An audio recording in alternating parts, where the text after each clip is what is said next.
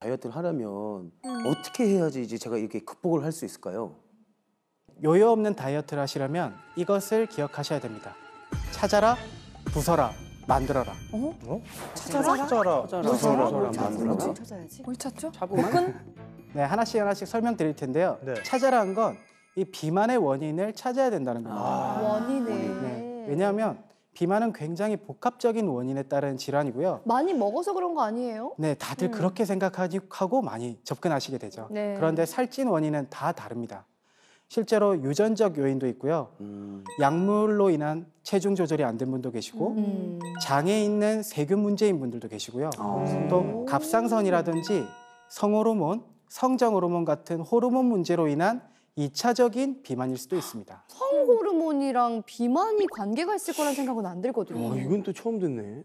성호르몬이라든지 성장호르몬 같은 이런 호르몬이 적절하게 있지 않으면 남은 음식들을 근육이라든지 이런 에너지를 사용하는 데 사용해야 되는데 이것을 다 지방으로 저장하려는 경향이 생기게 됩니다. 이 호르몬이 부족하게 되면. 뿐만 아니라 갑상선 호르몬 같은 경우에도 우리 몸의 에너지 대사를 책임지는 호르몬이다 보니까 이런 호르몬이 줄어들게 되면 대사 기능이 당연히 떨어지게 되고 그러면 많이 먹지 않아도 살이 찌게 되는 거죠. 네, 그래서 핵심은 이런 경우에는 거기에 대한 치료를 하셔야 됩니다. 무작정 굶고 운동을 하고 이런 방법으로는 사실 만족할 만한 결과를 얻기가 쉽지 않습니다. 그래서 찾아라. 비만의 원인과 각자에 맞는 다이어트법을 찾으셔야 합니다. 그럼 부서라는 저희가 지방을 부서라라고 했잖아요. 네. 그게 맞습니까? 사실 인슐린 저항성을 부셔야 합니다. 인슐린 저항성을. 이건 제 환자분의 체중과 허리 둘레 변화입니다. 사실 처음에 전혀 변화가 없는 부분이 있죠. 네. 이게 바로 인슐린 저항성이 깨지는 부분입니다. 인슐린 저항성이 생기면 세 가지가 문제가 됩니다. 일단 더 많이 먹게 되고요. 그리고 내 기초 대사량이 줄게 되고요. 마지막으로 그 에너지조차도 지방으로 저장하려는 경향이 강해진다는 겁니다. 이 개념을 정확하게 이해하셔야 됩니다. 정말 최악이구나. 진짜. 무서워. 그래서 이 인슐린 저항성 구간이 생기게 되고 이 구간을 부숴야만 내장 지방이 없어지게 됩니다. 그러면은 저 구간 얼마나 기다려야지 이제 저 구간에서 벗어날 수 있는 건가요? 근데 사실 사람마다 다 다르고요. 특히나 김서영 씨처럼 어릴 때부터 쭉 비만이셨던 분들은 이 인슐린 저항성이 굉장히 강합니다.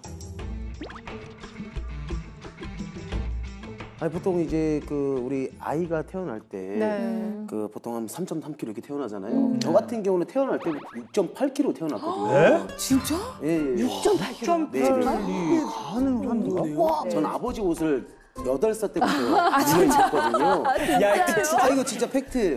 진짜 팩트네 이거.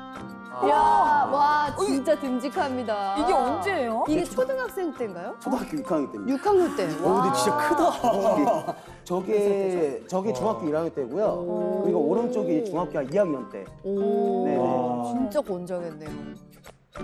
태어나서 지금까지 사실 김수영 씨는 예. 37년간 비만 상태로 지내신 거잖아요. 맞습니다. 그래서 아마 남들보다 이 인슐린 저항성이 이제 더 깨는 기간이 더 길게 될 것 같고요. 자주 발생할 수도 있습니다. 그래서 사실 다이어트는 속도전으로 생각하시면 안 됩니다. 살이 빠지지 않는다고 너무 조급해 하실 필요가 없고요. 한 달에 사실 2에서 3kg 정도의 감량이 가장 적당하고 근손실도 없습니다. 박사님, 이제 부셨잖아요? 그럼 이제 또 만들어야죠. 네. 그죠? 근데 뭘 만들어야 되나요? 네, 사실 이제 평생 유지할 수 있는 식단을 만들어야 됩니다. 식단을 만드는 거예요. 이 그래프 같은 경우에는 다이어트에 성공한 분들이 그 후 어떤 음식을 먹을 때 요요가 가장 적게 오는지 연구를 한 겁니다. 저단백질 고혈당 지수의 식사를 하신 분들이 네. 결국 체중이 증가하게 됩니다. 단백질. 반대로 제일 밑에 있는 고단백질 저혈당 지수의 식단을 가져가신 분들이 요요가 생기지 않은 걸 보실 수 있겠죠. 지금 드시는 거에서 조금씩 다른 구성물로 대체한다고 생각하시면 될 것 같은데 삼겹살 같은 경우에도 사실 드시면 됩니다. 예? 사실 그래야 스트레스를 안 받게 맞아요, 되고 맞아요. 스트레스를 너무 많이 받으면 그것도 체중 조절이 굉장히 맞아요. 불리해지고요. 맞아. 그런데 이왕이면 삼겹살을 드시는 것보다는 수육이라든지 또 제가 추천하는 건 샤브샤브 같은 그런 형태가 조금 더 도움이 될 것 같고요. 이왕이면 앞다리살 그리고 지방이 좀 적은 부분이 안심 이런 부분이 조금 더 도움이 될 것 같고 소고기 같은 경우에도 제가 정말로 추천드리는 게 우둔살이나 홍두깨살 요즘 같은 때는 굴 같은 것들도 굉장히 도움이 될 것 같습니다.